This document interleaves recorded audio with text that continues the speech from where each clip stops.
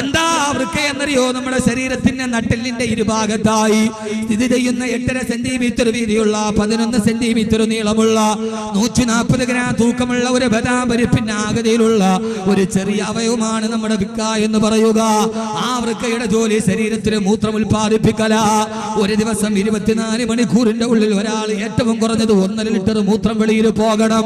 പൊന്നുമോനെ ചിന്തിക്കടാ മോനെ, ചിന്തിക്കടാ മോനെ.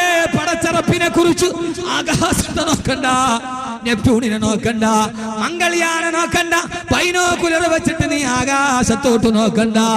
അള്ളാനെ അറിയണോ? നട്ടെല്ലിന്റെ പുറകിൽ കൈയൊന്ന് വെക്കുമോളെ. ആ നട്ടെല്ലിന്റെ പുറകിൽ ഒരു അവയവമുണ്ട്. ഒരു മനുഷ്യൻ ശരാശരി 1.5 ലിറ്റർ മൂത്രം വെളിയിലേക്ക് 24 മണിക്കൂറിന്റെ ഉള്ളിൽ പോകണം.